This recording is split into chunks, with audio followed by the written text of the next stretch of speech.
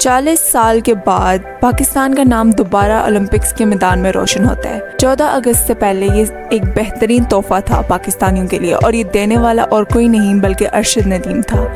आज के इस वीडियो में हम जानेंगे कि अरशद नदीम ने मियां चन्नू से कैसे अपनी जर्नी शुरू की ओलंपिक्स के मैदान तक। ये सब कुछ जानिए with the youth of Pakistan. Arshad Nadeem ने दरअसल जेवलिन की खेल में महारत हासिल की।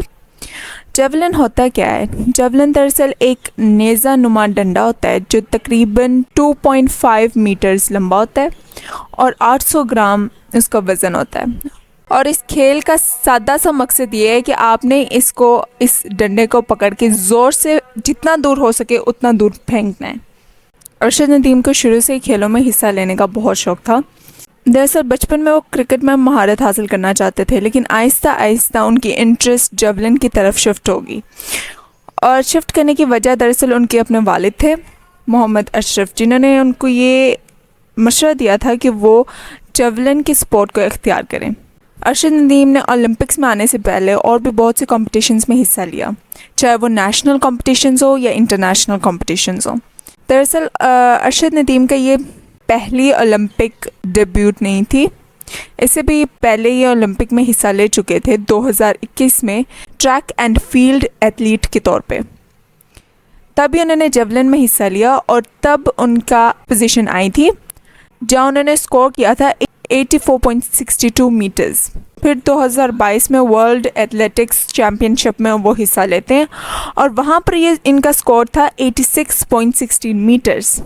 फिर ये 7 अगस्त 2022 में कॉमनवेल्थ गेम्स में भी हिस्सा लेते हैं। यहाँ पर इन्होंने जेवलिन में हिस्सा लिया था और इनका स्कोर था 90.18 मीटर्स।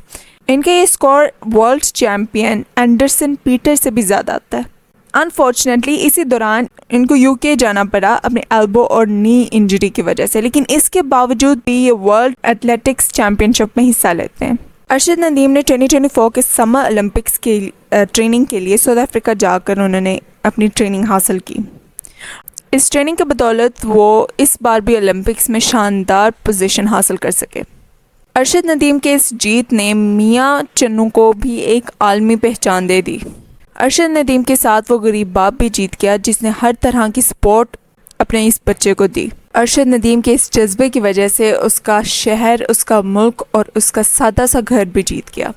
जीतने के बाद अरशद नदीम अल्लाह को याद करते हुए आजिज़ी का एक बेहतरीन नमूना कायम करते हैं। ये जीत सिर्फ उनकी जीत नहीं थी बल्कि पूरे पाकिस्तान की जीत थी।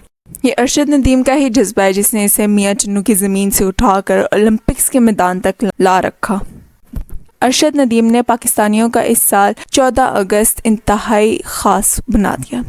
बहुत खुशकिस्मत होते हैं वो लोग जिनको अपनी सलाहियत का अंदाज़ा होता है और अरशद नदीम उन खुशकिस्मत लोगों में से एक थे और उन्होंने अपनी इस सलाहियत का भरपूर फ़ायदा उठाया जिसकी वजह से आज वो इतनी शोहरत के मालिक हैं। मैं उम्मीद करती हूँ आज की वीडियो आपको पसंद आई होगी। अगर पसंद आई है तो इस चैनल को लाजमी लाइक, शेयर एंड सब्सक्राइब कीजिएगा अगर ऐसे की मज़ीद इन्फॉर्मेटिव और इंटरेस्टिंग वीडियोज़ देखनी है तो।